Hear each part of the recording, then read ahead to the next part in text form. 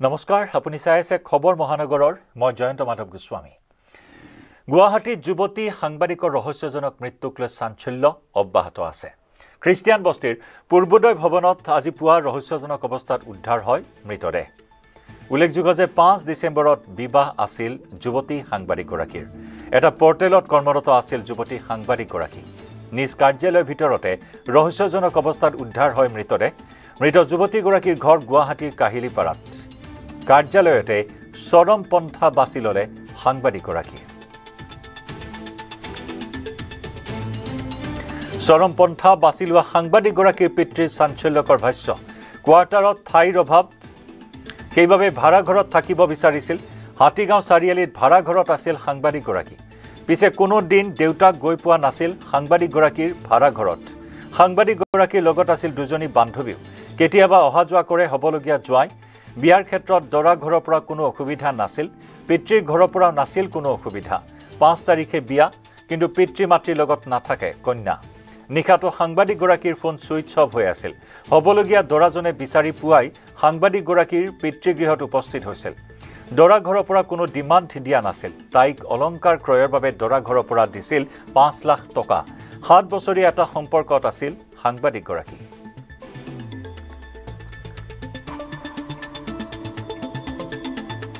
ময়ো পুলিচৰ মানুহ ৰাতিপুৱা একফালে ছোৱালীজনীও ৰাতিপুৱা একফালে এইটো কোৱাৰ্টাৰৰ জেগা ঠেক সেইকাৰণে তাৰমানে কৈছে মই ভাড়া থাকিম বোলো থাক তোৰ যিটো সুবিধা আছে তাকে থাক বিয়া কেতিয়া আছিলে বিয়া 5 তাৰিখ ডিচেম্বৰৰ কথাটো হ'ল যে ল'ৰাৰ ঘৰৰ পৰা বা আপোনালোকৰ ঘৰৰ পৰা কেনেকুৱা ধৰণৰ ছাপোৰ্ট আছিল বিয়াক লৈ ল'ৰা ঘৰৰ পৰা কোনো প্ৰব্লেম হোৱা নাই আৰু মোৰো একো প্ৰব্লেম হোৱা নাই ল'ৰা ঘৰৰ পৰা একো প্ৰব্লেম নাই আমাৰ পৰা একো প্ৰব্লেম নাই তে প্ৰব্লেমটো কেনেকুৱা ধৰণৰ সন্দেহ কৰে এগৰাকী পিতৃ হিচাপে সুধিছোঁ পিতৃ হিচাপত তাই অলপ টেনশ্যন অলপ টকাৰ টেনশ্যন আছিল তাইৰ টকা পইচা অলপ টেনশ্যন আছিল তাইৰ সেইটো অলপ মই জানো অলপ টেনশ্যনত থাকে তাই টেনশ্যন টকাৰ কাৰণে যিখিনি মেনেজ কৰিবলগীয়া আছে আপোনালোকে গোটেইখিনি কৈছে মই কৈছোঁ তই টকাৰ কাৰণে ইমান টেনশ্যন কিয় লৈছ কোনোবাই প্ৰেছাৰ দিছে নেকি টকাৰ কাৰণে প্ৰেছাৰ এতিয়া তাই তাৰমানে সেনেকৈ প্ৰেছাৰ বেলেগেতো নিদিয়ে কিন্তু সেই ডাঙৰ বাইকটোৰ সেই হাজবেণ্ডটো মাৰা গ'ল মাৰা যোৱাৰ কাৰণে তাই ভাড়া ঘৰত আছে এতিয়া তাইক অলপ টকা পইচা দেই প্ৰথম খবৰ কোনে দিলে ছুইচাইড কৰাৰ প্ৰথম খবৰ মোক হেৰি এই ল'ৰাটো আহিছে ৰাতি বিচাৰিছে ৰাতি তাইক ফোন কৰি আছে ৰাতি তাইক ফোন কৰি থাকোঁতে তাৰমানে 11টা 15টা 10ত বোলে ফোন ৰিচিভ কৰিছে তোৰতো ক'ত আছ বোলে মই অফিচত আছোঁ কেতিয়া আহি বোলে মই আহি আছোঁ বুলি কৈছে সেনেকৈ কোৱাৰ পিছত তাৰপিছত আৰু ফোন দুবাৰ 3বাৰ কৰিছে বোলে মানে চুইচ অফ তাৰপিছত বাককো ফোন কৰি কৈছে বোলে তোৰতো গৈছে নেকি তাত বোলে অহা নাই ইয়াত তাৰপিছত এতিয়া ল'ৰাই ফোন কৰি নাপায় ৰাতিপুৱা আহি এতিয়া ওলাইছে বিচাৰি ৰাতিয়ে কৈছিলে অফিচত আহিছোঁ বুলি ৰাতি অহা নাই ৰাতিপুৱা আহিছে ৰাতি তেওঁ কৈছিলে তাৰপিছত চুইচ অফ হোৱাৰ পিছতো তেওঁ অহা নাই ৰাতিপুৱা আহিছে আপোনাক জনাইছিল নে নাই আপুনি সুইচ অফ পাইছিল বা তেওঁ এটা মই ফোন কৰা নাই আৰু মই আৰু ফোন কৰা নাই মানে ইমান বেছি টেনশ্যন নলয় নেকি আপোনাৰ ছোৱালী ক'ত আছে আপোনাৰ ছোৱালীয়ে কি কৰিছে নিশা ক'ত আছে গোটেই বিষয়খিনিক লৈ আপুনি পিতৃ হিচাপে দায়িত্ব নাই নেকি না মোৰ দায়িত্ব নাই তাৰমানে আগে পিছে যেনেকৈ তাতে থাকে তাত থাকে ভাড়া ঘৰত আৰু বাকৰ লগত মানে ফোন কৰা কৰি থাকে মই ইয়াত সিমান হেৰি কৰি নাথাকোঁ মই মাজে সময়ে ফোন কৰোঁ তোৰতো কি খবৰে আছোঁ দে দেউতা ভালে জোঁৱাই ঘৰৰ পৰা কিবা পইচা পাতি ডিমাণ্ড কৰিছিল নেকি নাই কৰা আকৌ তেওঁক একো কৰা নাই আপোনাৰ ছোৱালীক একো কৰা নাই একো ডিমাণ্ড কৰা নাই এইবিলাক একো কৰা নাই তাইক 5 লাখ টকা দিছে তাইৰ নিজৰ মতে সোণা ল'বা দিছে ল'ৰাটো আগতে চোৱা আছিলে নিজে তাহোঁ দুইটা মনমিল আগৰ পৰাই কোৰ্ট মেচ হৈছিল নেকি কোৰ্ট মেচ হোৱা নাই একো মানে ডাইৰেক্ট বিয়াৰ কাৰণে যে আমি বিয়া পাতিম সেই তেওঁলোকৰ ডাঙৰ ল'ৰা কৈছে আমিও বিয়া পাতিম ভাল কৰি তাৰপিছত দেউতাকক ফোন কৰি থাকে যে আমি বিয়াৰ দিন চিন কৰিলোঁ আপোনালোকে ভৱন চৱন ঠিক কৰক কথা বতৰা পাতি থাকোঁ এনেকৈ ছোৱালীও কথা বতৰা পাতি থাকে কিমান দিনীয়া ৰিলেশ্যনশ্বিপ আছিল ৰিজেকশ্যনটো সিহঁতৰ আজি বহুত দিনৰ আগৰ পৰা মোটামুটি 6-7 বছৰ হ'ল গুৱাহাটীত যুৱতী সাংবাদিকৰ এই আত্মহনন এই প্ৰসংগত পৰ্টেলটোৰ স্বত্বাধিকাৰী শুভম আগৰৱালে প্ৰতিটো কাৰ্যালয়তে এজন বিশ্বাসী কৰ্মী থাকে বুলি উল্লেখ কৰে প্ৰতিক্ৰিয়া প্ৰকাশ কৰিছে আৰু ঋতু নামৰ এইগৰাকী যুৱতী সাংবাদিক বিশ্বাসী হোৱাৰ বাবে দিয়া হৈছিল কাৰ্যালয়ৰ চাবি দেওবাৰে কাম কৰিবলৈ ইচ্ছুক নাছিল ঋতু আজাৰবাইজানৰ পৰাই এই কথা জনালে স্বত্বাধিকাৰীয়ে শুভম আগৰৱালাই আজাৰবাইজানত থকাৰ কথাও সদৰি কৰে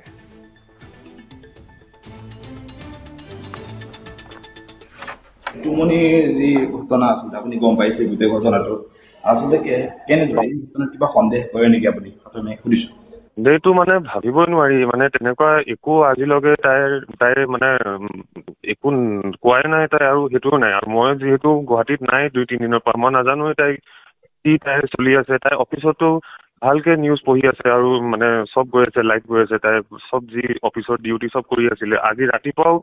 তাই মৰ্ণিং শিফ্ট আছিলে মৰ্ণিং শিফ্টৰ ডিউটিটো চব কৰি গ'ল এতিয়া আমাৰ অফিচৰ এমপ্লয়ী ৰাতিপুৱা মৰ্ণিং শিফ্টৰ আহি কৈছে যে মোক ফোন কৰিছে ছাৰ গেটটো খুলিব পৰা নাই তোমাক গেটটো খুলিব পৰা নাই কেলৈ খুলিব পৰা নাই তাৰপৰা মই ক'লো যে অলপ জোৰ দিয়া বা কাৰোবাক মাতা তাৰপৰা সিহঁতি কাৰোবাক মাতিলে কিন্তু নহ'ল কিন্তু তাৰপিছত মই ক'লো যে ঋতুৰ স্কুটি তলত আছে আপুনি এবাৰ অফিচৰ CCTVত চাওকচোন আপোনাৰ মোবাইলত SS আছে তাই অফিচতে শুই দিলে নেকি আহি মানে আজিলৈকে তাই কৰা নাই সিহঁতি খালি ডাউট কৰিলে আমাৰ এমপ্লয়িজখিনিয়ে তাৰপৰা মই ক'লো ঠিক আছে মই চাইছোঁ ৰ'বা তাৰপৰা মই চালোঁ তাৰপৰা চাইটো তাই পৰি আছে আমাৰ ডেস্কত তলত পৰি আছে টাইলছত তাৰপৰা ভয় লাগিলে তাৰপৰা সিহঁতক ক'লো মই এইটো পৰি আছে সিহঁতি যেনে তেনে কি কৰিলে নাজানো সিহঁতি গেটটো খুলিলে গেটটো খোলাৰ পাছত ভিতৰ চালে যে তাইটো হেৰিও আছে সকলোৱে কৈ আছে যে তাইৰ হাতত এটা চাবি থাকে পাৰ্চনেলি কিহৰ কাৰণে তাই তেনেকুৱা ধৰণে আপুনি চাবি দিছিল বা গোটেই বিষয়টো যদি মানে তাই প্ৰায় মৰ্ণিং শিফ্টটো লয় আৰু তাই আমাৰ অফিচৰ বহুত এটা ট্ৰাষ্টৱৰ্দি এমপ্লয়ী আছিলে সব অফিচত বেলেগ বেলেগ ধৰণৰ এমপ্লয়ী থাকেতো আপুনিও গম পাব চাগে এটা মিডিয়া হাউচৰ পৰা তেনেকুৱা আৰু মানে এটাতো চিকিউৰিটি হাতত থাকে আৰু এটা তাইৰ হাতত মানে সেইটো নহয় যে ডেইলি থাকে কেতিয়াবা কি হয় চিকিউৰিটি ছুটি লয় তাৰপৰা চিকিউৰিটি ছুটি ল'লে সেই চাবিটো আমাৰ ওচৰতে থাকে যোনে মৰ্ণিং শিফ্ট লয় তাৰ আমি দি দিওঁ বা মোক যদি লাগে মই লৈ লওঁ তেনেকুৱা আগতো কেতিয়াবা এনেদৰে ঋতুমণিয়ে অফিচলৈ আহি এনেকৈ ৰাতি থকা মেলা কৰিছিল নেকি নাই আজিলৈকে তেনেকুৱা নাই হয় আৰু কেইটামান প্ৰশ্ন ইতিমধ্যে মানে সকলোৱে মুখে কৈ আছে বা বহুতৰ পৰা শুনিবলৈ পাইছে যে ঋতুমণিৰ সৈতে আপোনাৰ ফুৰিবলৈ যোৱাৰ কথা ইতিমধ্যে চৰ্চা লাভ কৰিছে কেনেকুৱা ধৰণৰ ফুৰিবলৈ মানে ক'ত ফুৰিবলৈ মালয়েছিয়া ছিংগাপুৰ যোৱাৰ কথা তেনেকুৱা ধৰণে শুনি আছিলোঁ কথাখিনি আপোনাৰ যদি স্পষ্টকৈ কয় কথাখিনি যে এনেকুৱা ধৰণৰ কথা মালয়েছিয়া অবভিয়াছলি তাই মোক লেটাৰ দি তাই ছুটী লৈ গৈছে আৰু তাই নিজৰ ফিয়ঞ্চিৰ লগত গৈছে দেৱাশিষ বৰা বুলি তাৰ ফিয়ঞ্চি আছে তাৰ ফিয়ঞ্চিটো এতিয়াওতো আমাৰ অফিচতে আছে আপোনাৰ যদি সাংবাদিক আমাৰ অফিচত এতিয়া আছে আপুনি সুধি ল'ব পাৰে দেৱাশিষ আৰু তাই গৈছিলে মালয়েছিয়াটো মই কেনেকৈ যাম মালয়েছিয়া মানে যিটো ঘটনা আচলতে সকলোৱে চৰ্চা লাভ কৰিছে সেইকাৰণে আপোনাক সুধিবলগীয়া হ'ল নাই আপুনিতো মোৰ বা দেৱাশিষ আৰু ঋতুৰ আমাৰ পাছপৰ্ট চাইহে আপুনি গম পাই যাব কোন মালয়েছিয়া কেতিয়া গৈছে কেতিয়া নাই মই আজিলৈকে মালয়েছিয়া গৈ পোৱা নাই ক্ষেত্ৰীত মুখ্যমন্ত্ৰী ডক্টৰ হিমন্ত বিশ্ব শৰ্মা ইণ্ডো-ইজৰাইল কৃষি প্ৰকল্পৰ শাক পাচলি উৎকৰ্ষ সাধন কেন্দ্ৰ উদ্বোধন অনুষ্ঠানত উপস্থিত মুখ্যমন্ত্ৰী ডক্টৰ শৰ্মা উপস্থিত থাকে ইজৰাইলৰ ৰাষ্ট্ৰদূত ৰিউভেন আজাৰে কৃষি মন্ত্ৰী অতুল বৰা সাংসদ বিজুলী কলিতা মেধিও উপস্থিত এই অনুষ্ঠানত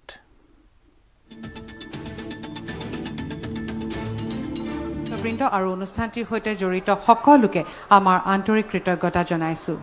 এতিয়া ৰাষ্ট্ৰীয় সংগীতেৰে আজিৰ অনুষ্ঠান সামৰা হ'ব ইয়াৰ বাবে সকলোকে থিয় হ'বলৈ অনুৰোধ জনাইছো जनगण मन अधिनायक जय हे भारत भाग्य विधाता पंजाब सिंध गुजरात मराठा द्राविड उत्कल बंगा विंध्य हिमाचल यमुना गंगा उच्चल जलधि तरंगा तव शुभ नामे जागे तव शुभ आशीष मांगे गाहे तव जय गाथा जन गण मंगलदायक जय हे भारत भाग्य विधाता जय हे जय हे जय हे जय जय जय जय हे धन्यवाद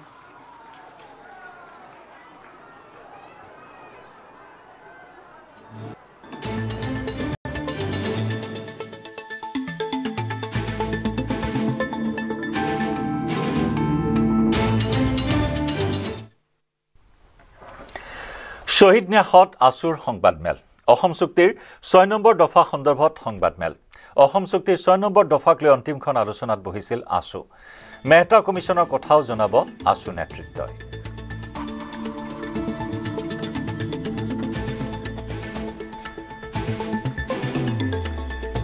একেদৰে বিপ্লৱ শৰ্মাৰ প্ৰতিবেদনৰ পৰামৰ্শমুঠ 67টা ভাগত ভাগ কৰা হৈছে 40টা পৰামৰ্শ ৰাজ্য চৰকাৰৰ 15টা কেন্দ্ৰীয় চৰকাৰৰ 12টা পৰামৰ্শ দুইখন চৰকাৰৰ বাবে দিয়া হৈছে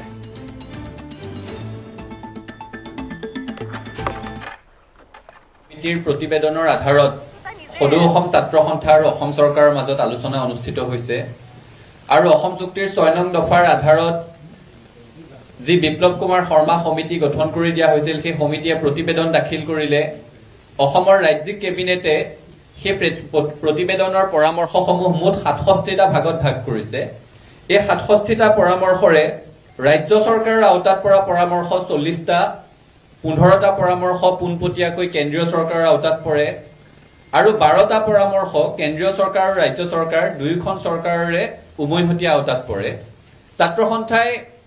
এই আলোচনা কালত এটা পৰামৰ্শ বিশেষভাৱে উল্লেখ কৰিছিল যেটো 6 নং দফা সমিতিৰ প্ৰতিবেদনত স্পষ্টভাৱে লিখা আছে ভূমি অধিকাৰ সম্পৰ্কীয় এটি পৰামৰ্শ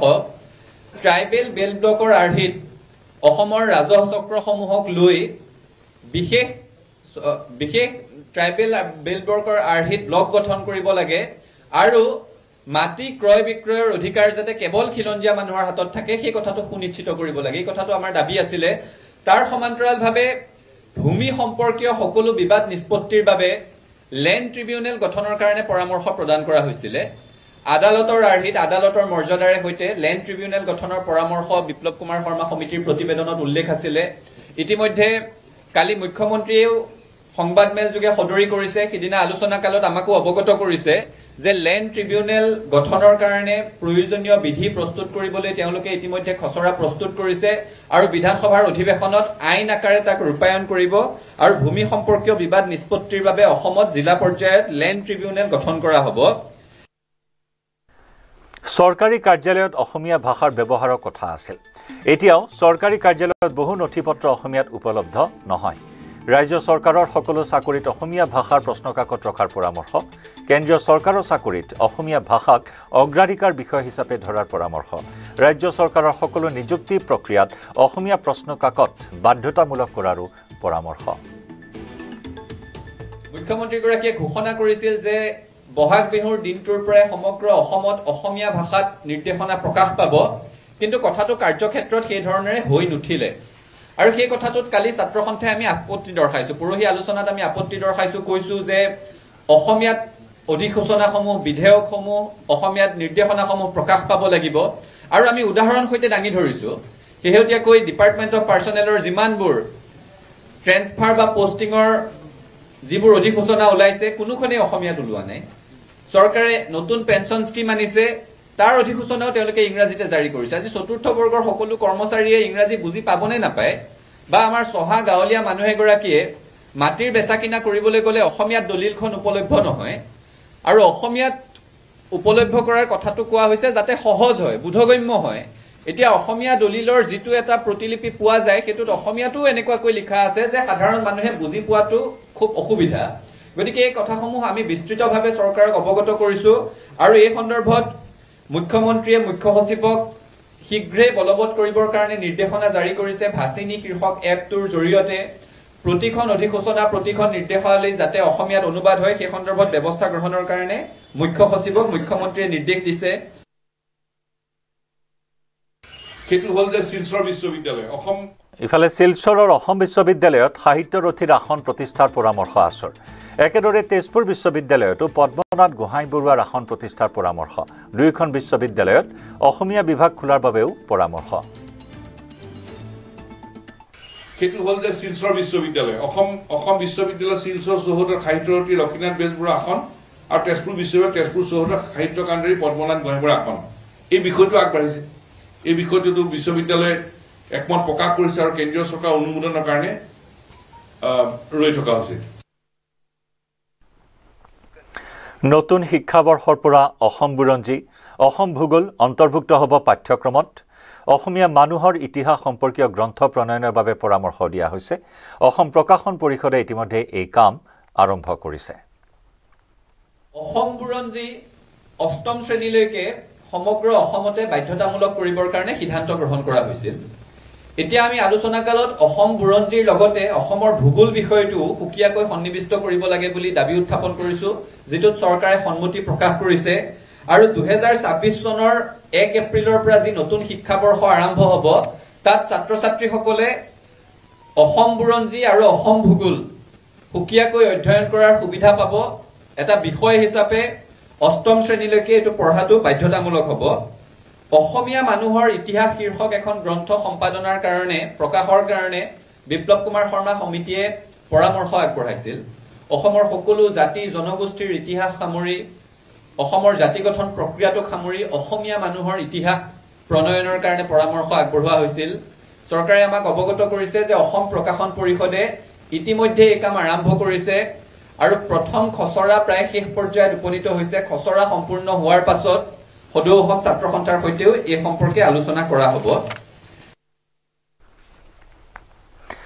22খন জিলাত লক্ষ্মীনাথ বেজবৰুৱাৰ নামত ভৱন খোলা হ'ব। বেজবৰুৱাৰ নামত ভৱন নিৰ্মাণৰ বাবে 240 কোটি টকা আবণ্টন দিয়া হৈছে। গোটেই অসমৰ সকলো জিলাৰ সদৰত সাহিত্যাৰ্থী লক্ষ্মীনাথ বেজবৰুৱা একোটা প্ৰেক্ষাগৃহ, বহুমুখী প্ৰেক্ষাগৃহ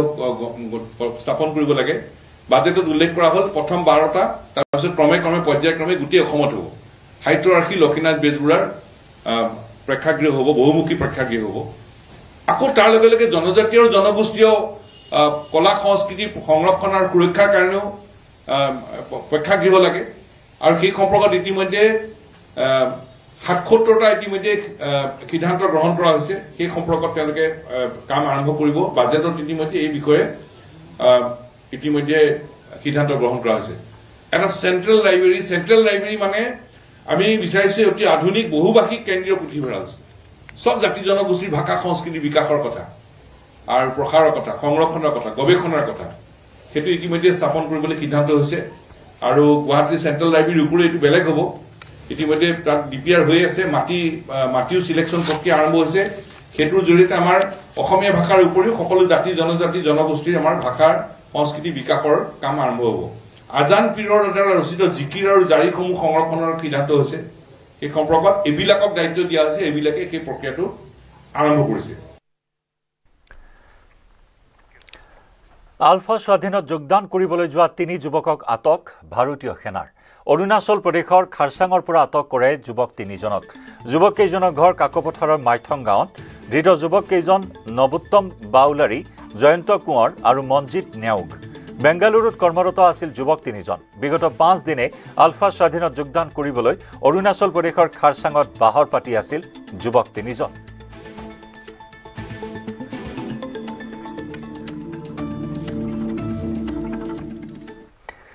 দেশৰ উচ্চতম ন্যায়ালয়ৰ নতুন মুখ্য ন্যায়াধীশৰ শপত গ্ৰহণ। আজি দেশৰ 53 সংখ্যক মুখ্য ন্যায়াধীশ হিচাপে ন্যায়াধীশ সূৰ্যকান্তৰ শপত গ্ৰহণ। দেশে লাভ কৰিলে হাৰিয়ানাৰ প্ৰথমগৰাকী মুখ্য ন্যায়াধীশ। ৰাষ্ট্ৰপতি দ্ৰৌপদী মুৰ্মুৱে পাঠ কৰোৱালে শপত বাক্য। প্ৰধানমন্ত্ৰী মোদী, প্ৰতিৰক্ষা মন্ত্ৰী ৰাজনাথ সিঙকে ধৰি বহুকেইগৰাকী ব্যক্তিৰ উপস্থিতিত শপত গ্ৰহণ কৰিলে দেশৰ মুখ্য ন্যায়াধীশগৰাকীয়ে। 2019 চনত উচ্চতম ন্যায়ালয়ৰ ন্যায়াধীশ হিচাপে কাৰ্যভাৰ গ্ৰহণ কৰিছিল ন্যায়াধীশ সূৰ্যকান্তই। হিমাচল উচ্চ ন্যায়ালয়ৰ মুখ্য ন্যায়াধীশ আছিল ন্যায়াধীশ সূৰ্যকান্ত। দেশৰ বহুকেইটা গুৰুত্বপূৰ্ণ ৰায়দান ন্যায়াধীশ সূৰ্যকান্তৰ। 1984 চনত হিছাৰৰ জিলা ন্যায়ালয়ত ওকালতি আৰম্ভ কৰিছিল ন্যায়াধীশগৰাকীয়ে। পিছলৈ পঞ্জাব আৰু হাৰিয়ানাতো অধিবক্তা হিচাপে দায়িত্ব পালন। 2000 চনত হাৰিয়ানাৰ সৰ্বকনিষ্ঠ এডভোকেট জেনেৰেল হিচাপে পৰিগণিত হৈছিল ন্যায়াধীশ সূৰ্যকান্ত। প্ৰথম শ্ৰেণীৰ প্ৰথম স্থানেৰে 2011 চনত কুৰুক্ষেত্ৰ বিশ্ববিদ্যালয়ৰ পৰা আইনৰ স্নাতকোত্তৰ ডিগ্ৰী লাভ কৰিছিল ন্যায়াধীশ সূৰ্যকান্তই। मैं सूर्यकांत जो भारत के उच्चतम न्यायालय का मुख्य न्यायमूर्ति नियुक्त हुआ हूँ, जो भारत के उच्चतम न्यायालय का मुख्य न्यायमूर्ति नियुक्त हुआ हूँ, ईश्वर की शपथ लेता हूँ ईश्वर की शपथ लेता हूँ कि मैं विधि द्वारा स्थापित भारत के संविधान के प्रति कि मैं विधि द्वारा स्थापित भारत के संविधान के प्रति सच्ची श्रद्धा और निष्ठा रखूंगा। सच्ची श्रद्धा और निष्ठा रखूंगा। मैं भारत की प्रभुता और अखंडता अक्षुण्ण रखूंगा। मैं भारत की प्रभुता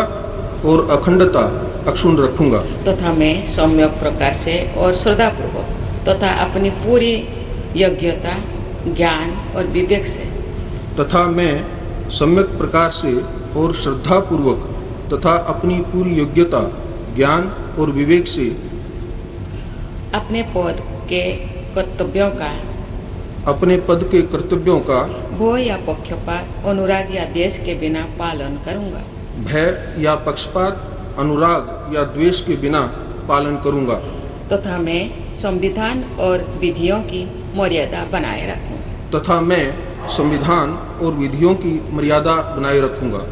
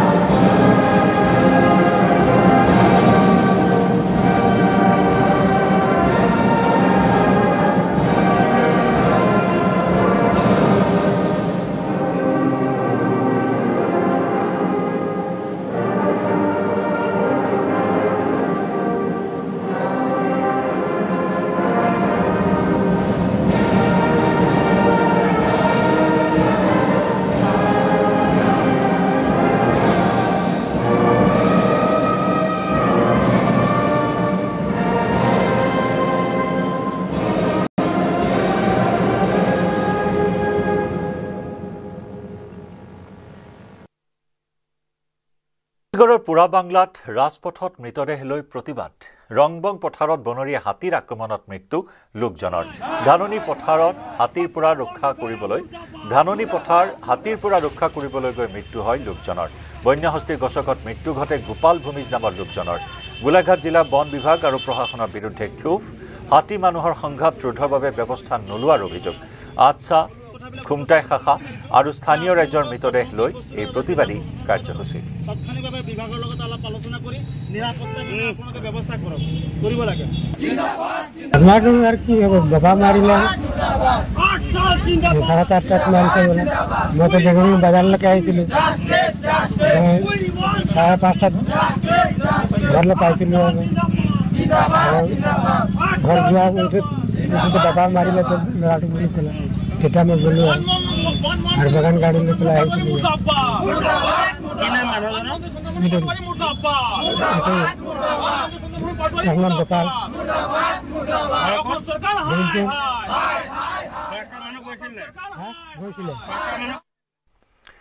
এজন লোকৰ হত্যাক কেন্দ্ৰ কৰি ধুবুৰীত উত্তপ্ত পৰিস্থিতি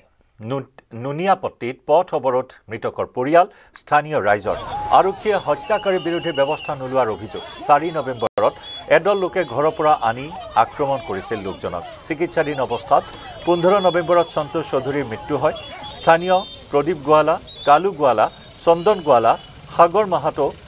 মঞ্জু গোৱালা গলু মাহাতো সিনকো দেৱী আৰু আন কেইবাজনো লোকে সন্তোষ চৌধুৰীক আক্ৰমণ কৰাৰ অভিযোগ ভুক্তভোগী সন্তোষ চৌধুৰীয়ে মৃত্যুৰ পূৰ্বে দিয়া বিৱৰণ ৰেকৰ্ড কৰা হৈছিল মোবাইল ফোনত মৃত্যুৰ পূৰ্বেই সন্তোষ চৌধুৰীয়ে আক্ৰমণকাৰীসকলৰ নাম প্ৰকাশ কৰিছিল মৃতকৰ অভিযোগৰ ভিত্তিত পৰিয়ালবৰ্গই ধুবুৰী আৰক্ষীক অভিযোগ দাখিল কৰিছিল যদিও আৰক্ষীয়ে কোনো ধৰণৰ ব্যৱস্থা নোলোৱাৰ অভিযোগ পৰিয়ালটোৰ সুযোগ বুজি 8জনকৈ অভিযুক্তই ধুবুৰী এৰি পলায়ন কৰাৰ পাছত ধুবুৰী আৰক্ষীৰ বিৰুদ্ধে ক্ষুব্ধ হৈ পৰে পৰিয়ালসহ স্থানীয় লোক পৰিয়াল আৰু স্থানীয় লোকে প্ৰতিবাদ সাব্যস্ত কৰাৰ পাছত 8জন প্ৰতিবাদকাৰীক আটক কৰে ধুবুৰী আৰক্ষীয়ে प्रशासन कुछ नहीं किया ना एक भी आसामी को पकड़ने नहीं पाया क्या है सब कामचोर पुलिस है ये पुलिस के नाम में धब्बा है लोग हेतु माने मृत्यु जो है আপনার 15 তারিখে মৃত্যু হল 3টা বজাত পোৱাবেলা 3টা বজাত মৃত্যু হৈ গল হেতু পুলিশে মানে কি পুলিশে এটো মুখ বন্ধ কৰিছে পইচা খোৱাই তাৰ মানে ইমান টাকা আছে তান্ত্ৰিকৰ হেতে তান্ত্ৰিক যেটো পণ্ডিত নহয় তো গোৱালা মানুহ কেতিয়া পণ্ডিত হয় গোৱালা মানুহ কেতিয়া পণ্ডিত হয় নেকি আপুনি কওকচোন পণ্ডিত হয় নেকি হয় দাদা আপুনি কওক গোৱালা মানুহ পণ্ডিত হয় এইটো আমি এইটো বিচাৰি আছো তাৰ মন্দিৰখন আর তার এই ফ্যামিলি এই নুনিয়াপটি 10 নম্বর মহামালান গলিত এই বাসিন্দাটা ইয়াতে না থাকে তার মন্দির টন্দির তাক একদম উঠাই দি কার ঘৰত এসামি কিমান জন আছে মানে এসামি যে আপোনাৰ 8জন হ্যাঁ সব পলাই গেছে হ্যাঁ আকৌ গুৱাহাটী খবৰটো পাই গ'ল না যে এই সন্তোষ কুমার চৌধুরী মৃত্যু হয়ে গেছে মৃত্যু হওয়ার পাছতে আকৌ মানে পাছফালে আগফালে বঢ়া নাই এই পাছফালে দিয়ে ওলাই গৈছে কোনো মানুহ টেৰে পোৱা নাই যে ক'ত পলাই ভাৰতৰ সীমা সলনি হ'ব পাৰে বুলি প্ৰতিৰক্ষা মন্ত্ৰী ৰাজনাথ সিঙে কৰা বিস্ফোৰক মন্তব্যৰ পিছতে ইছলামাবাদত জোকাৰণিৰ সৃষ্টি হৈছে পাকিস্তানৰ সিন্ধ অঞ্চল ভাৰতৰ অংগ হৈ যাব পাৰে বুলি তাৎপৰ্যপূৰ্ণ মন্তব্য কৰিছিল ৰাজনাথ সিঙে क्या पता कल को सिंध भारत में फिर से वापस आए राजनाथ सिंहर मंतव्यर जुकारुनी इस्लामाबादत भारतर सीमांत केতিয়া सलनी হয় कोने जाने हिंदू अंचल भारतर अंग हो যাব পাৰে পাকিস্তানৰ হিন্দু অঞ্চলক লৈ দেওবাৰে এই মন্তব্য কৰিছিল দেশৰ প্ৰতিৰক্ষা মন্ত্ৰী ৰাজনাথ সিঙে বৰ্তমান হিন্দু অঞ্চল ভাৰতৰ অংগ নহব পাৰে কিন্তু সভ্যতাৰ দিশেৰে হিন্দু সদায় ভাৰতৰ অংগ হৈ থাকিব ভাৰতৰ সীমা সলনি হ'ব পাৰে কোনে জানে কাইলৈ হিন্দু অঞ্চল পুনৰ ভাৰতলৈ আহিব পাৰে লালকৃষ্ণ আদৱানীৰ এখন গ্ৰন্থত লিখাৰ কথাৰ উদ্ধৃতিৰে এই তাৎপৰ্যপূৰ্ণ মন্তব্য কৰিলে প্ৰতিৰক্ষা মন্ত্ৰী ৰাজনাথ সিঙে কি কৈছিল ৰাজনাথ সিঙে आडवाणी जी ने अपनी एक पुस्तक में लिखा है कि सिंधी हिंदू और विशेषकर उनकी पीढ़ी के लोग अभी भी भारत से सिंध को अलग करने की बात को स्वीकार नहीं कर पाए हैं न केवल सिंध में बल्कि पूरे भारत में हिंदू सिंधु नदी को पवित्र मानते थे सिंध के कई मुसलमान भी मानते थे कि सिंध का जल मक्का के आबे जमजम से कम पवित्र नहीं है यह मैं उनका कोट बतला रहा हूं यह आडवाणी जी का कोट आज सिंध की भूमि मेरे बहनों भाइयों यह भारत का हिस्सा भले ही न हो लेकिन सभ्यतागत रूप से सिंध हमेशा भारत का हिस्सा रहेगा और जहां तक जमीन की बात है तो बॉर्डर्स तो बदल सकते हैं क्या पता कल को सिंध भारत में फिर से वापस आए ভাৰতৰ প্ৰতিৰক্ষা মন্ত্ৰীয়ে কৰা মন্তব্য এতিয়া মূৰৰ কামৰণি হৈ পৰিছে পাকিস্তানৰ ৰাজনাথ সিঙৰ বক্তব্যই ধৰফৰণি বৃদ্ধি কৰিছে শত্ৰু ৰাষ্ট্ৰখনৰ ঘনে ঘনে ৰাজনাথ সিঙৰ মুখত শুনা যায় পাক অধিকৃত কাশ্মীৰৰ প্ৰসংগ পাক অধিকৃত কাশ্মীৰৰ পিছত এইবাৰ ৰাজনাথ সিঙৰ মুখত হিন্দু অঞ্চল উভতাই লোৱাৰ প্ৰসংগ ভাৰতীয় প্ৰতিৰক্ষা মন্ত্ৰীৰ মন্তব্যক বিপজ্জনক আখ্যা দিলে ইছলামাবাদে পাকিস্তানে জাৰি কৰিছে বিবৃতি পাকিস্তানৰ মতে আন্তঃৰাষ্ট্ৰীয় আইন আৰু দেশৰ নিৰ্ধাৰিত সীমান্তৰ বিৰোধী মন্তব্য কৰিছে ৰাজনাথ সিঙে এনে ধৰণৰ মন্তব্য নকৰিবলৈ ভাৰতক আহ্বান পাকিস্তানৰ এনে মন্তব্যই সীমান্তত উত্তেজনা বৃদ্ধি কৰিব বুলি আশংকা পাকিস্তানৰ পাকিস্তানৰ তৃতীয় বৃহৎ অঞ্চল সিন্ধু এই সিন্ধুটো এতিয়া ভাৰতৰ চকু আৰু এই সিন্ধু অঞ্চলক লৈ এতিয়া ৰাজনাথ সিঙৰ সাহসী আৰু তাৎপৰ্যপূৰ্ণ মন্তব্য প্ৰকৃততে ভাৰতৰ কেন্দ্ৰীয় চৰকাৰৰ কৌশলী স্থিতিয়ে এতিয়া নিদ্ৰা হৰণ কৰিছে শত্ৰু ৰাষ্ট্ৰ পাকিস্তানৰ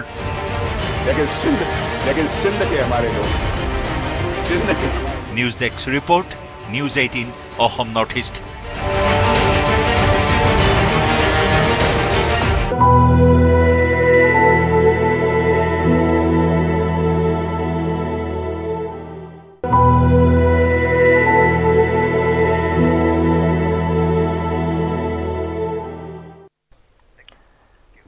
বলিউডৰ তাৰকা তথা বৰ্ষীয়ান অভিনেতা ধৰ্মেন্দ্ৰ আৰু নাই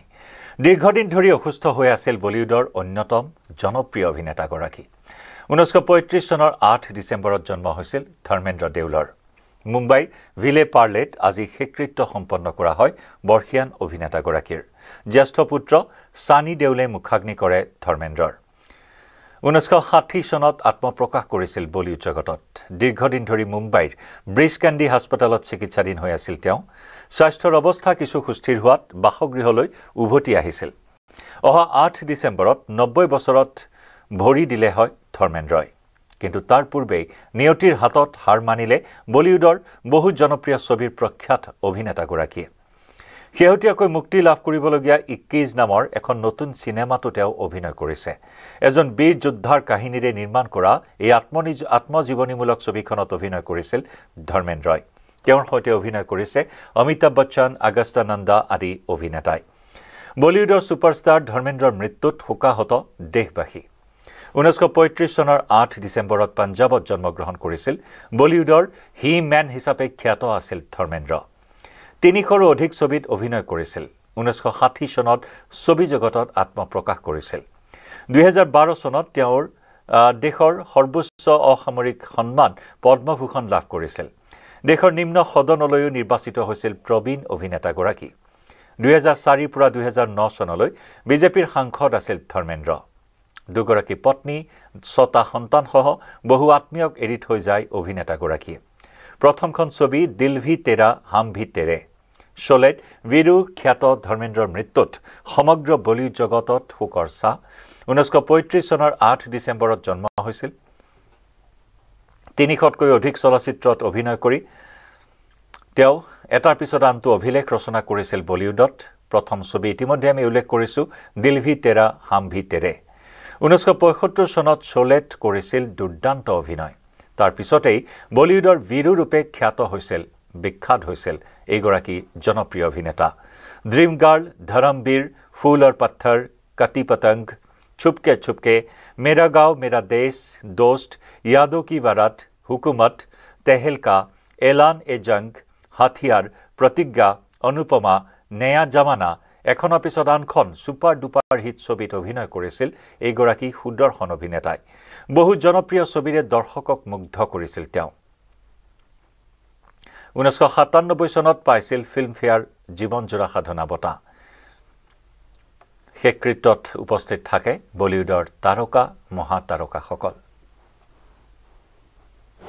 भगवान उनके आत्मा को शांति दे यही मैं ईश्वर चरण प्रार्थना करता हूँ आपके साथ की कुछ यादें हैं हाँ मेरे पास अक्सर आते थे बहुत बार और बहुत यादें हैं उनके बेटों के साथ मेरे अच्छे संबंध हैं हेमा मालिनी जी से भी व्यक्तिगत रूप से पारिवारिक संबंध थे और बहुत बार उनका मुंबई पुणे एक्सप्रेस हाईवे पे एक फॉर्म भी है तो काफ़ी बातों में आते थे मिलते थे उनका जाना निश्चित रूप से एक उम्दे दिल का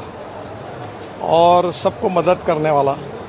स्पोर्ट्समैन स्पिरिट ये शब्द जिसके जीवन में पूरी तरह ओतप्रोत का ऐसा व्यक्तित्व था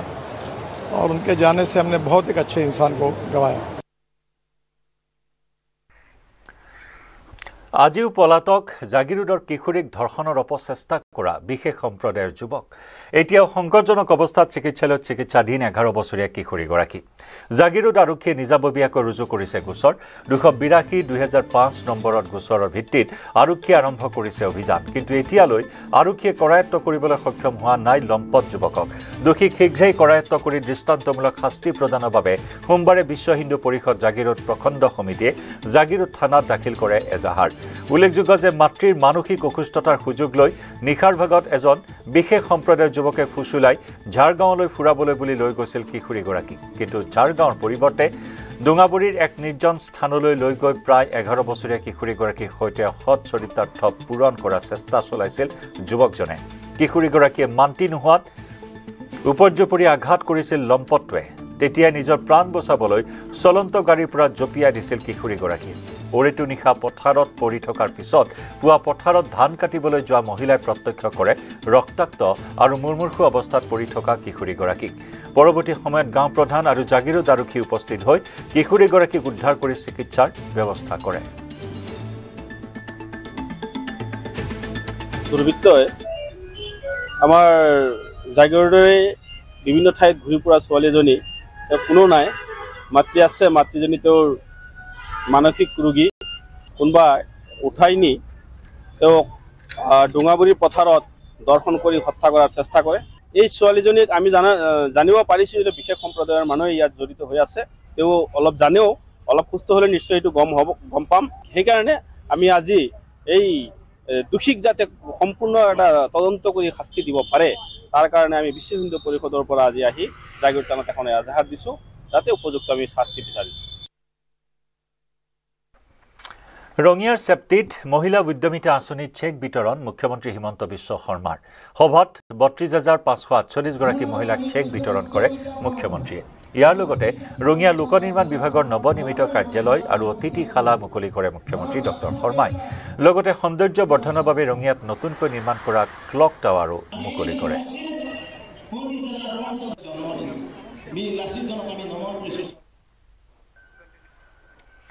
এইবাৰ বিধানসভাৰ শীতকালীন অধিৱেশন ঐতিহাসিক হ'ব বহু বিবাহ চাহ বাগিচাকে ধৰি ২৭খন বিধেয়ক বিধানসভাত দাখিল কৰা হ'ব বিজেপিৰ অগ্ৰগতি দেখি বিৰোধীয়ে ভয় খাই পলাবলৈ আৰম্ভ কৰিছে জুবিন গাৰ্গৰ চাৰ্জশ্বিট দাখিলৰ পিছতে গৌৰৱ গগৈ পাকিস্তান লিংক সন্দৰ্ভত ৰাজহুৱা কৰিব বুলি পুনৰ মন্তব্য কৰে মুখ্যমন্ত্ৰীয়ে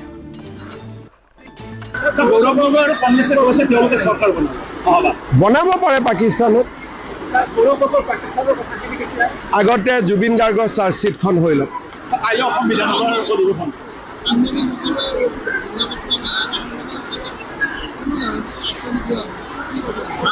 সাংবাদিকে আঁচনি দিলে সাংবাদিকে নিজে আকৌ সমালোচনা কৰে চৰকাৰে হিতাধিকাৰী কৰি আছে বুলি এইটো দি দিলে আকৌ আপোনালোকে লিখিব নোৱাৰা হ'ব চেষ্টা কৰিম বহুত ২৭খন আইন আছে বহুতবিলাক আইন আছে বহু বিবাহৰ পৰা চাহ বাগিচাৰ শ্ৰমিকক ভূমি পট্টা দিয়াৰ পৰা এখন ঐতিহাসিক বিধানসভা হ'ব মুখ্যমন্ত্ৰী হিমন্ত বিশ্ব শৰ্মাৰ নিৰ্দেশনাকো কেৰেপ নকৰে সুদখোৰে ঢেকিয়াজুলিত সুদখোৰৰ প্ৰাণে মৰাৰ ভাবুকি এজন যুৱকক ঢেকিয়াজুলিৰ কুখ্যাত সুদখোৰ আৰাফাত আলীয়ে ১০% সুদৰ ধন দিব নোৱাৰাৰ বাবে ইন্নছ আলী নামৰ যুৱকজনৰ পৰা কাঢ়ি ল'লে বেলেনো বাহন ঢেকিয়াজুলি মিঠাআম বাঙালী গাঁৱত সংঘটিত ঘৰ ইন্নছ আলীৰ ব্যক্তিগত অসুবিধাৰ বাবে ইন্নছ আলীয়ে সুদখোৰ আৰাফাত আলীৰ পৰা ১০% সুদত ২ লাখ টকা ধাৰলৈ লৈছিল কিছুদিন নিয়মীয়াকৈ ১০% হাৰত সুদ আদায় দি আহিছিল কিন্তু পিছত সুদ আদায় দিব নোৱাৰাৰ বাবে যুৱকজনৰ পৰা কাঢ়ি লয় বেলেনো বাহনখন লগতে ইন্নছ আলী নামৰ যুৱকজনক হত্যাৰো ভাবুকি দিয়ে আৰাফাত আলীৰ বিৰুদ্ধে ঢেকিয়াজুলি থানাত এজাহাৰ দাখিল কৰিছে ইন্নছ আলীয়ে মই মানে বেলেনো গাড়ী এখন বন্ধক দি পেলাই পইচা লৈছিলোঁ আৰাফাত আলী আপোনাৰ মেডিচুপুৰী গাঁৱৰ হয় সেই তাত মই মানে ৩ বছৰ ধৰি ইণ্টাৰেষ্ট দি আছিলোঁ পিছত ইণ্টাৰেষ্ট দিব পৰা নাই কাৰণে মই গাড়ীটো বন্ধক দি দিছোঁ তাত পিছত আপোনাৰ মোক বৃহস্পতিবাৰ আহিৰ লগত একো কথা হোৱা নাই পিছত মোক ফোন কৰি পেলাই জানে মাৰিব ভাগবকি দিছে আৰু আপোনাৰ বেয়া বেয়া গালি গালাজ পাৰিছে আৰু তাৰপিছত সন্ধিয়া আহি পেলাই মোক চেণ্টাৰৰ ৰাইজৰ ওচৰত মোক মাৰিব আহিছে আৰু কৈছে এসপ্তাহৰ ভিতৰত মোক মাৰি দিব বুলি হাইলাকান্দিৰ বিজ্ঞান প্ৰদৰ্শনীত অঘটন প্ৰদৰ্শনীত চলি থকা সময়ত ছাত্ৰ ছাত্ৰীয়ে নিৰ্মাণ কৰে ৰকেট বিস্ফোৰণ পুনৰ জনাইছো ছাত্ৰ ছাত্ৰীয়ে নিৰ্মাণ কৰা ৰকেট বিস্ফোৰণ ঘটে বিস্ফোৰণত আহত হৈছে দুগৰাকী শিক্ষয়িত্ৰী আহত শিক্ষয়িত্ৰী দুগৰাকী স্প্ৰিং ভেলী চেণ্ট্ৰেল স্কুলৰ শিক্ষয়িত্ৰী দুগৰাকীক হাইলাকান্দি SK ৰায় অসামৰিক চিকিৎসালয়ত ভৰ্তি কৰোৱা হয় হাইলাকান্দিৰ এক্সটেনশ্যন ট্ৰেইনিং চেণ্টাৰত চলিছিল প্ৰদৰ্শনী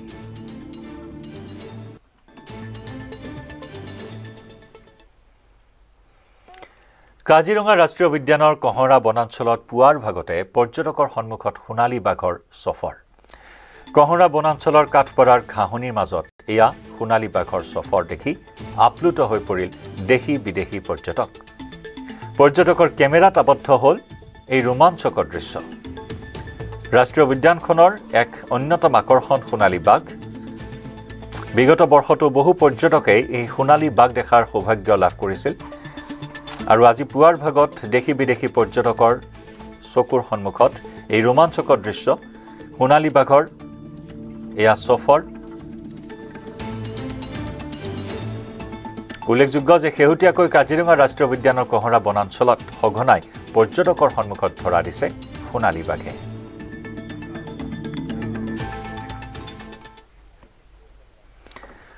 ফৰ্চুনাৰ গাড়ীত সাইৰেন বজাই ত্ৰাসৰ সৃষ্টি কৰা এটা প্ৰবঞ্চকক গ্ৰেপ্তাৰ কৰিছে আজাৰা আৰক্ষীয়ে কেন্দ্ৰীয় চৰকাৰৰ প্ৰতিৰক্ষা মন্ত্ৰণালয়ৰ এগৰাকী ভুৱা বিষয়াক গ্ৰেপ্তাৰ আজাৰাত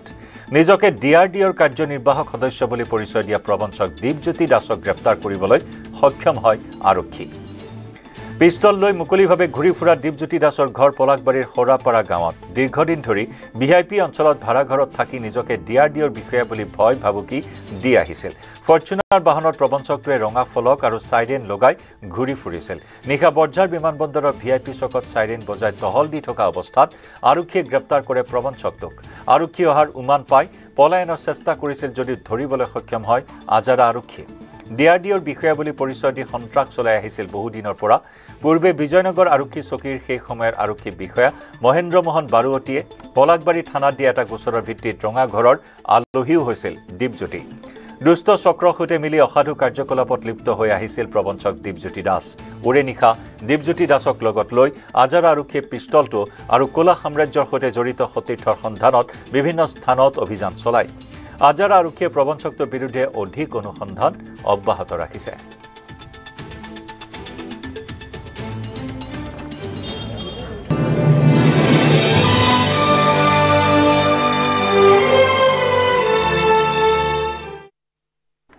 মহানগৰীৰ লাচিত ঘাটত লাচিত দিৱস উদযাপন লাচিত সেনাৰ উদ্যোগত উদযাপন কৰা হয় লাচিত দিৱস শৰাইঘাটৰ ৰণখুঁৱৰী লাচিত ঘাটৰ পৰা আগিয়াঠুৰিলৈ উলিওৱা হ'ল নৌকা যাত্ৰা শতাধিক লোক সমবেত হৈ বীৰ লাচিত বৰফুকনলৈ শ্ৰদ্ধা নিবেদন গুৱাহাটীৰ লাচিত ঘাটত আয়োজন কৰা হয় বীৰ লাচিতৰ 403 সংখ্যক জয়ন্তী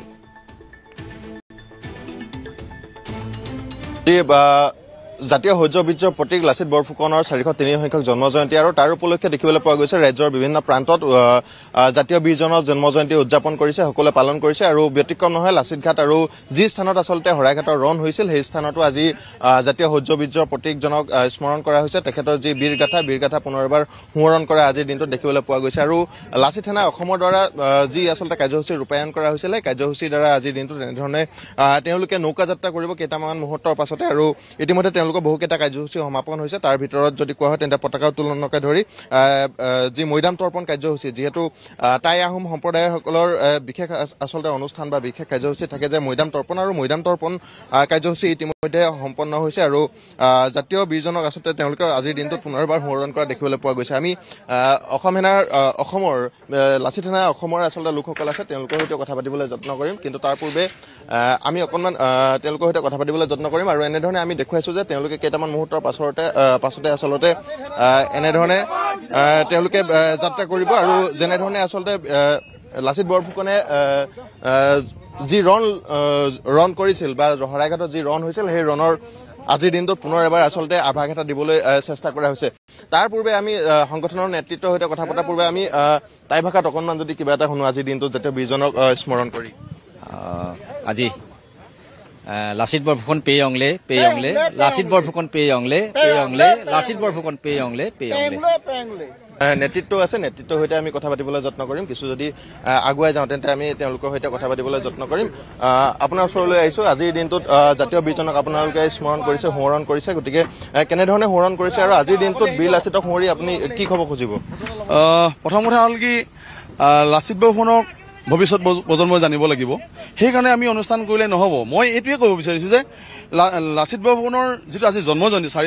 405 সংখ্যক এই জন্মজয়ন্তীত আমি নৌকা যাত্ৰা এইকাৰণেই কৰিছোঁ যাতে ভৱিষ্যত প্ৰজন্মই চাওক এই শিক্ষাৰ্থী দেখিছে তেখেতলোকে চাওক যে আমাৰ লাচিত বৰফুকনক আমি কি ধৰণে জানিব লাগে আজি ব্ৰহ্মপুত্ৰত আমি কিয় আহি আছোঁ কিয়নো শৰাইঘাটৰ যুঁজখন আমাৰ ব্ৰহ্মপুত্ৰৰ বুকুত হৈছিলে এই বুকুত হওঁতে 17 ভাগৰ আক্ৰমণৰ শেষত যেতিয়া চূড়ান্ত বিজয় হৈছিলে এই শৰাইঘাটতে তেতিয়া আমি সেই যুদ্ধ বিজয়ৰ স্মৃতি আমি ৰোমন্থন কৰিব বিচাৰিছোঁ আজি তেখেতলৈ আমি শ্ৰদ্ধাৰ্ঘ্য জনাইছোঁ এইকাৰণে যে তেখেত আমাৰ মাজত আজিও আছে আজি 405 বছৰ দিন ধৰি পেলাই তেখেত আমাৰ বুকুত আছে গতিকে আমি ভাবোঁ যে শৰাইঘাটৰ যুঁজখনৰ সেই স্মৃতি ৰোমন্থন কৰি আমি তেখেতলৈ শ্ৰদ্ধাৰ্ঘ্য জনাওঁ তেখেতলৈ আমি শ্ৰদ্ধাঞ্জলি জনাওঁ এইকাৰণে যে অসমখনক সুৰক্ষিত কৰা এজন ব্যক্তি যিজনে এটা অনুষ্ঠানৰ মাজত নাথাকে তেখেতে আমাৰ এটা জাতিৰ চিনাকি দি গৈছে অসমৰ মানচিত্ৰ সুৰক্ষিত কৰি গৈছে 1971 চনত যি শৰাইঘাটৰ যুদ্ধ হৈছিল যি ৰণত আচলতে লাচিতে মোগলক এই স্থানৰ পৰাই খেদি পঠিয়াবলৈ সক্ষম হৈছিল সেই স্থানতে আজিৰ দিনটোত পুনৰ এবাৰ আচলতে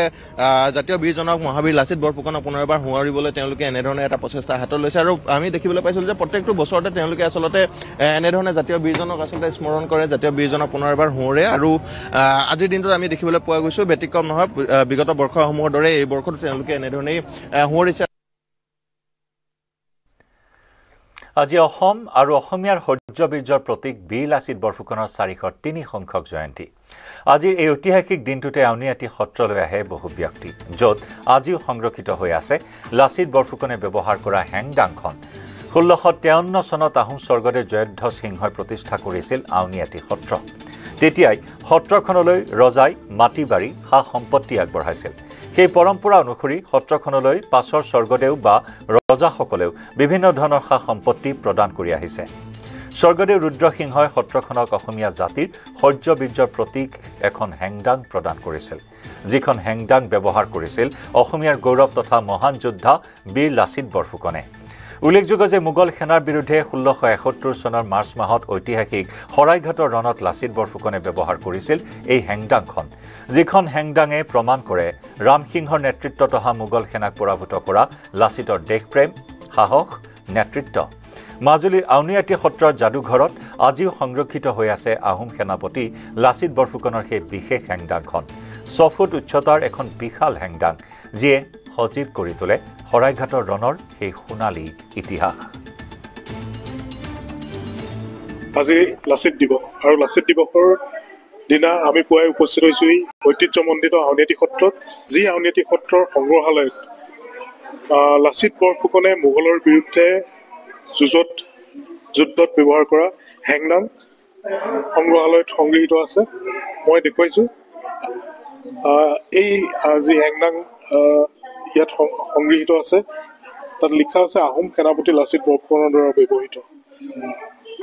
1671 চনৰ শৰাইঘাট ৰণত 17 বাৰকৈ মোগলক পৰাস্ত কৰা সেই জাতীয় বীৰগৰাকীৰ শৌৰ্যবীৰ্য, ৰণনীতি, সাহস এই হেংদাংসমূহে সময়ে সময়ে সোঁৱৰাই থাকে আৰু এইসমূহ চাবৰ বাবে বিভিন্ন স্থানৰ লোক আহি ইয়াত উপস্থিত হয়। নৰিয়া গাৰে কেনেদৰে মোগলৰ বিৰুদ্ধে ৰণত জঁপিয়াই পৰিছিল সেইসমূহ বৰ্তমান সময়তো সকলোৱে সোঁৱৰে। জাতীয় বীৰগৰাকীৰ দেশপ্ৰেমৰ কথা সকলোৱে সোঁৱৰে আৰু ঐতিহ্যমণ্ডিত আউনীআটী সত্ৰইও সেই যুদ্ধত ব্যৱহাৰ কৰা সামগ্ৰীসমূহ সুন্দৰভাৱে সযতনে সংগ্ৰহালয় তেনেদৰে ৰাখি থৈছে আৰু আমি পুৱাৰ ভাগতে দেখুৱাইছোঁ যে বিভিন্ন স্থানৰ লোক আহি ইয়াত উপস্থিত হৈছেহি। এক সুন্দৰ ক্ষণ আৰু জাতীয় বীৰগৰাকীৰ আজি দিৱসত বহু লোক আহিছে আৰু যিহেতু হেংদাং ইয়াত সংৰক্ষিত হৈ আছে, খুব আমি আচলতে আনন্দ অনুভৱ কৰোঁ আৰু বিশেষকৈ আজিৰ দিনটো অতি তাৎপৰ্যপূৰ্ণ। আচলতে সেই বীৰ যোদ্ধাগৰাকীয়ে আজি অসম ভূমিত জন্মগ্ৰহণ কৰিছিলে। যে ভাৰতবৰ্ষৰ যিসমূহ ৰাজ্য আছিলে প্ৰতিখন ৰাজ্যতে আচলতে মোগলে যুদ্ধত জয় লাভ কৰিবলৈ সক্ষম হৈছিলে। এখনেই ব্যতিক্ৰম ৰাজ্য আছিলে অসম। এই অসম ভূমিত তেওঁলোকে 17 বাৰকৈ আক্ৰমণ কৰিব আচলতে অসমক তেওঁলোকে জয়লাভ কৰিব পৰা নাছিল অসমৰ পৰা। বিশেষকৈ সেই লাচিত বৰফুকনৰ তেখেতে পৰাভূত কৰিছিলে 17 বাৰ মোগল আগ্ৰাসনক ৰোধ কৰি, আৰু যিখন নিৰ্ণায়ক যুদ্ধ হৈছিল আচলতে শৰাইঘাট যুদ্ধ, সেই যুদ্ধখনত লাচিত সেই বীৰ যোদ্ধাগৰাকীয়ে যিখন হেংদাং ব্যৱহাৰ কৰিছিলে, হেংদাংখন আউনীআটী সত্ৰৰ সংগ্ৰহালয়ত সগৌৰৱেৰে সজাই তোলা হৈছে। নিশ্চিতভাৱে আচলতে নৰিয়া গাৰে নিজৰ জীৱনকো তুচ্ছ জ্ঞান কৰি জাতিৰ বাবে দেশপ্ৰেমৰ যি নিদৰ্শন দেখুৱাই থৈ গ'ল জাতীয় বীৰগৰাকীয়ে, সেই লাচিত বৰফুকনক আজি সকলোৱে স্মৰণ কৰিছে। অসমৰ প্ৰথমটো বীৰ লাচিত বৰফুকনৰ মূৰ্তি থকা স্থানক লাচিত বাকৰি নামাকৰণৰ দাবী চৰকাৰক। লাচিত দিৱস উপলক্ষে অসম জাতীয়তাবাদী যুৱ ছাত্ৰ পৰিষদে এই দাবী জনাইছে তেজপুৰৰ পৰা। অসমীয়াৰ শৌৰ্যবীৰ্যৰ প্ৰতীক বীৰ লাচিতৰ প্ৰতি গভীৰ শ্ৰদ্ধা জনালে অসম জাতীয়তাবাদী যুৱ ছাত্ৰ পৰিষদে শোণিতপুৰ প্ৰশাসনৰ সহযোগত আয়োজিত এই অনুষ্ঠানত জিলা আয়ুক্ত আনন্দ কুমাৰ দাস উপস্থিত হৈ শ্ৰদ্ধা জ্ঞাপন কৰে বীৰ লাচিতৰ প্ৰতিমূৰ্তিত। লাচিতৰ প্ৰথমটো মূৰ্তি স্থাপন কৰা তেজপুৰৰ নেহৰু ময়দানৰ নাম লাচিত বাকৰি ৰূপে নামাকৰণৰ দীৰ্ঘদিনীয়া দাবী পুনৰবাৰ সজোৰে উত্থাপন কৰি যুৱ ছাত্ৰ পৰিষদৰ মুখ্য উপদেষ্টা ৰাণা প্ৰতাপ বৰুৱাই বিষয়টো চৰকাৰ প্ৰশাসনৰ দৃষ্টিগোচৰ কৰে। অসম জাতীয়তাবাদী যুৱ ছাত্ৰ পৰিষদে 1978 চনৰ 12 মাৰ্চত জন্মগ্ৰহণ কৰাৰ পাছৰ পৰাই আমি জাতীয়তাবাদী যুৱ ছাত্ৰ পৰিষদে সদায় জাতীয় বীৰসকলক আমি সন্মান কৰি আহিছোঁ। ঠিক তেনেকৈ 1986 চনতে তেজপুৰৰ এই ঐতিহ্যমণ্ডিত এই স্থানত লাচিতৰ প্ৰতিমূৰ্তিৰ আধাৰশিলা কৰি 87 চনৰ এবছৰৰ ভিতৰত আমাৰ অগ্ৰজসকলে এই লাচিতৰ প্ৰতিমূৰ্তি উন্মোচন কৰিছিলে। আৰু এইটোৱে অসমৰ প্ৰথমটো লাচিতৰ প্ৰতিমূৰ্তি আৰু এই লাচিতৰ প্ৰতিমূৰ্তিৰ স্থানত আমি উপস্থিত থাকি জাতীয় বীৰ লাচিত বৰফুকনলৈ আমি শ্ৰদ্ধাঞ্জলি নিবেদন কৰিছোঁ আৰু আমি অসমৰ ৰাইজক তথা জাতীয়তাবাদী যুৱ ছাত্ৰ পৰিষদৰ আমাৰ সৈনিকসকলক আহ্বান কৰিছোঁ যে লাচিত বৰফুকনে দেশৰ কাৰণে যিখিনি মহত্ব দেখুৱাই থৈ গ'ল, জাতিৰ কাৰণে, ভাষাৰ কাৰণে, জাতিটো সুৰক্ষিত কৰাৰ ক্ষেত্ৰত যেনেকৈ নিজৰ মোমায়েককো আত্মবলিদান দি পেলাই দেশখন সুৰক্ষিত কৰি থৈ গ'ল, আমি সেই মহত্বৰে আচলতে জাতীয়তাবাদী যুৱ ছাত্ৰ পৰিষদ আহি থকা সময়ত জাতিটোৰ ভাষা সাহিত্য সংস্কৃতি সুৰক্ষিত হৈ থকাৰ ক্ষেত্ৰত আমি কাম কৰিব লাগিব। আৰু আজিৰ এই লাচিত বৰফুকনৰ এই তেজপুৰৰ এই ঐতিহ্যমণ্ডিত এই স্থানত উপস্থিত থাকি আমি পূৰ্বেও এই কথাখিনি কৈছোঁ আৰু এতিয়াও কৈছোঁ যে আমি অসম চৰকাৰক, মাননীয় মুখ্যমন্ত্ৰী ডক্টৰ হিমন্ত বিশ্ব শৰ্মাক আমি এটা আহ্বান জনাব বিচাৰিছোঁ যে তেওঁ জাতি মাটি ভেটিৰ কথা যিহেতু সদায় কৈ আহিছে, আমি যিহেতু অসমৰ প্ৰথমটো লাচিতৰ প্ৰতিমূৰ্তি তেজপুৰতে স্থাপন হৈছিলে, গতিকে এই লাচিতৰ প্ৰতিমূৰ্তিৰ কাষত থকা আমাৰ যিখন খেলপথাৰ, এই খেলপথাৰখন লাচিত বাকৰি হিচাপে আমাৰ চৰকাৰীভাৱে ইয়াত ঘোষণা কৰিবলৈ আমি পুনৰবাৰ অসম চৰকাৰক আমি আহ্বান জনাইছোঁ। চতিয়াৰ পৰা জামুগুৰি হাটলৈ হাতত হেংদাং লৈ 90 ফুট দৈৰ্ঘ্যৰ প্ৰতীকী নাৱেৰে বিশাল শোভাযাত্ৰা। নদুৱাৰ সমষ্টিৰ 1300ৰো অধিক সুঠাম যুৱকৰ হাতত হেংদাং লৈ লাচিতৰ বেশত প্ৰায় 16 কিলোমিটাৰ নাৱেৰে শোভাযাত্ৰা। জামুগুৰি হাটৰ ঐতিহ্যমণ্ডিত পকামুৰা পথাৰত সামৰণি পৰে এই শোভাযাত্ৰাৰ। হাতত হেংদাং লৈ প্ৰতীকী নাৱত উঠি জয় আই অসম ধ্বনিৰে কঁপালে ঐতিহ্যমণ্ডিত পকামুৰা পথাৰ। বিধায়ক পদ্ম হাজৰিকাৰ পুত্ৰ নীৰজ নিসীম হাজৰিকাৰ একক প্ৰচেষ্টাত এই লাচিত দিৱস উদযাপন কৰা হয়। সমষ্টিটোৰ নেপালী, মিচিং, বড়ো আৰু আদিবাসী যুৱকসকলেও এই লাচিত দিৱসৰ কাৰ্যসূচীত একোগৰাকী বীৰ যোদ্ধাৰ ৰূপত অংশগ্ৰহণ কৰে। ইফালে ৰাজ্যৰ অন্যান্য প্ৰান্তৰ লগতে শিৱসাগৰতো পুৱাৰে পৰা ভিন্ন কাৰ্যসূচীৰে লাচিত দিৱস উদযাপন। মহাবীৰ লাচিত বৰফুকনৰ 403 সংখ্যক জন্ম জয়ন্তী তথা লাচিত দিৱসৰ লগত সংগতি ৰাখি শিৱসাগৰৰ ৰংপুৰ আঞ্চলিক প্ৰাচীন কীৰ্তিচিহ্ন সংৰক্ষণ সমিতিয়ে পুৱাই চহৰখনৰ লাচিত উদ্যানত বন্তি প্ৰজ্বলন কৰে। মহাবীৰ লাচিত বৰফুকনৰ প্ৰতিমূৰ্তিত মাল্যাৰ্পণ তথা বন্তি প্ৰজ্বলন কৰি শ্ৰদ্ধাঞ্জলি জ্ঞাপন কৰে। ইয়াৰ উপৰিও বীৰ লাচিত বৰফুকনক বিষয় হিচাপে লৈ ছাত্ৰ ছাত্ৰীৰ মাজত অনুষ্ঠিত কৰা হয় চিত্ৰাংকন প্ৰতিযোগিতা। আজি লাচিত দিৱস, মহাবীৰ লাচিত বৰফুকনৰ আজি জন্ম জয়ন্তী। আজি অন্যান্য প্ৰান্তৰ লগতে শিৱসাগৰৰ লাচিত উদ্যানতো প্ৰাচীন কীৰ্তিচিহ্ন সংৰক্ষণ ৰংপুৰ প্ৰাচীন কীৰ্তিচিহ্ন সংৰক্ষণ সমিতি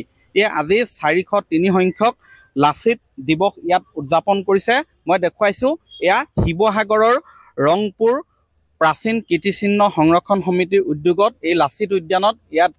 যি মহাবীৰ লাচিত বৰফুকনৰ যি প্ৰতিমূৰ্তি আছে সেই প্ৰতিমূৰ্তিত মাল্যাৰ্পণ কৰি তেওঁলোকে বন্তি প্ৰজ্বলন কৰি এইগৰাকী মহান বীৰৰ প্ৰতি শ্ৰদ্ধাঞ্জলি নিবেদন কৰিছে। আৰু আজি এনেধৰণে ভিন্ন কাৰ্যসূচীৰে শিৱসাগৰত উদযাপন কৰা হৈছে লাচিত দিৱস। মই প্ৰথমে আপোনাৰ ওচৰলৈ আহিছোঁ। আজি মহাবীৰ লাচিত দিৱস। আজি লাচিত দিৱস আমি 2001 চনৰ পৰাই ৰংপুৰ প্ৰাচীন কীৰ্তিচিহ্ন সংৰক্ষণ সমিতিৰ জৰিয়তে